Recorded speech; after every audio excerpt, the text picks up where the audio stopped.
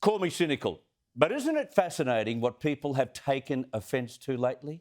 You just scour the headlines for this month and this month only. In the UK, the learned students at Cambridge University were offended by historian Andrew Graham Dixon, who dared to impersonate Hitler when debating the topic, "This House believes there is no such thing as good taste." It was a perfect illustration of what is in bad taste. That was the point. But Graham Dixon was banned, cancelled. As a result, comic genius John Cleese cancelled his own speaking engagement there in protest at the wokeness inside Cambridge Uni. In Launceston recently, an Indigenous group was offended by a painting hanging in the local art studio. The studio had the temerity to hang a new piece by artist Deborah Salter Osterloo. It was taken down and stored because it featured aspects of dot painting. And the Indigenous group felt that was offensive for such a style to be done by a non-Indigenous artist. True story.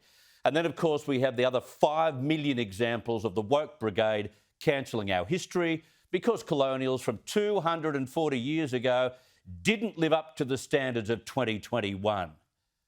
You see the pattern, right? It's all primarily petty, ill-informed and mostly from the extreme left, aimed at firming up their wokey world.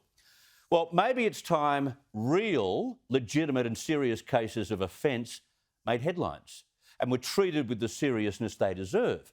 Like the weak and dangerous way Australian authorities ignore those in this country who keep flying that hideous black and white flag of terrorist group Islamic State.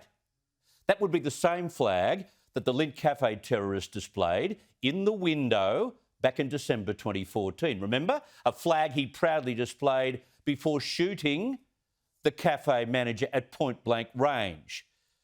Now, in response to questions from Labor in the New South Wales Parliament this week, police data showed that the Islamic State flag has been displayed 305 times in public since 2015. That includes raising the flag 16 times in 2020 and 2021. This is not an outdated practice, and we have every reason to feel grossly offended. These are our neighbours, the friendly folk we hope might have our backs in times of trouble, not shoot us in the back, as seems often the case with those who follow ISIS. Now, thanks to the Allied withdrawal from Afghanistan, remnants of the group, ISIS, are re-establishing in the Middle East and who knows what other regions of the world. We would be fools to think that old animosities don't still exist here in Australia as well in some of our communities. So why are we so weak that we allow some of them to fly what most of us would consider a flag of terror, a symbol of evil? 305 times at least. In New South Wales alone since 2015, those who fly such a flag obviously hate everything Australia stands for: fairness, democracy, wealth creation, women's rights. But if we allow them the right to fly their flag of choice, there's obviously very little compunction to charge them with a counter-terrorism offence. They should be charged.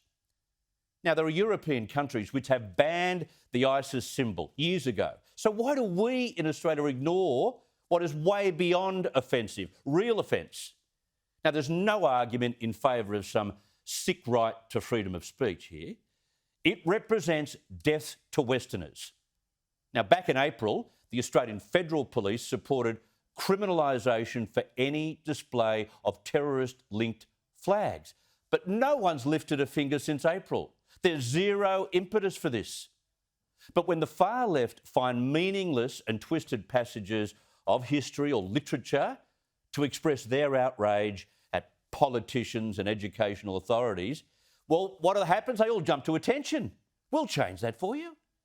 It's time we ignored the woke and focused on the wicked, because that black and white symbol of horror should never be seen in this country again.